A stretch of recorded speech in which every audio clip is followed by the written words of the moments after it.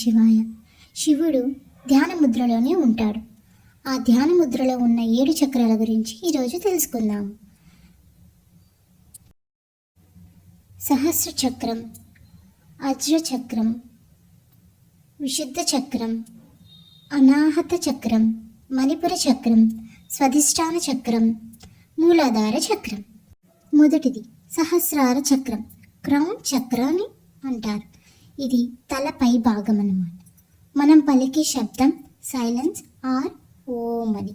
ఇది ఆధ్యాత్మిక జ్ఞానం సంబంధించింది, దైవ సంబంధానికి సంబంధించిన సహస్రార చక్రం అన్నమాట.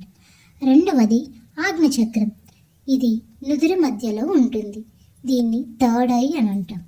ఓం అనే శబ్దంని పలుకుతాం. అంతర్దృష్టి, జ్ఞానం సంబంధించింది. ఇది ఆజ్ఞ చక్రం. మూడవది విశుద్ధ చక్రం. ఇది గొంతు, కమ్యూనికేషన్కి సంబంధించిన, నిజాయితీకి సంబంధించింది. దీన్ని హమ్ అనే శబ్దంతో పలుకుతాము. దీన్ని థ్రోట్ చక్ర అని పలుకుతారు. నాలుగవది అనాహత చక్రం, హార్ట్ చక్ర అని ఎం అనే శబ్దంతో పలుకుతాము. ప్రేమ, కరుణ, క్షమ. ఇది ఛాతి మధ్య భాగంలో ఉండే చక్రం అన్నమాట. దీన్ని అనాహత చక్రం అని అంటారు. ఐదవది మణిపుర చక్రం, సోలార్ ప్లెక్సస్ అని అంటామన్నమాట. నాభి పై భాగంలో ఉండేది. ఆత్మవిశ్వాసం, సంకల్పం. ఆరవది స్వధిష్టాన చక్రం, సృజనాత్మకత, భావోద్వేగాలకి సంబంధించింది. ఇది వం అనే శబ్దాన్ని పలుకుతాం. నాభి కింద భాగంలో ఉండేది. ఇది స్వధిష్టాన చక్రం. ఏడవది మూలాధార చక్రం, రూట్ చక్ర, భద్రత, స్థిరత్వం, జీవనాధారం.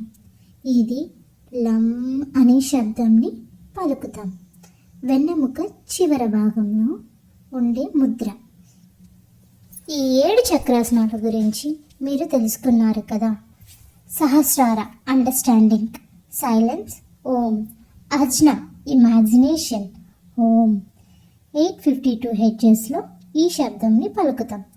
విశుద్ధ పవర్, హమ్ అనే శబ్దంని పలుకుతాం. 741 హెడ్జెస్లో ఈ సౌండ్ని పలుకుతాం.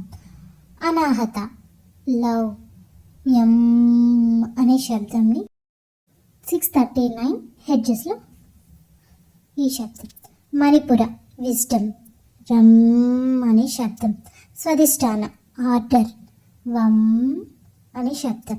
మూలాధార లైఫ్, లం అనే శబ్దం. ఇది శివుడి ధ్యానం చేసేటప్పుడు ఈ శబ్దాలని పలకాలి. అదే 7 చక్రాసనం.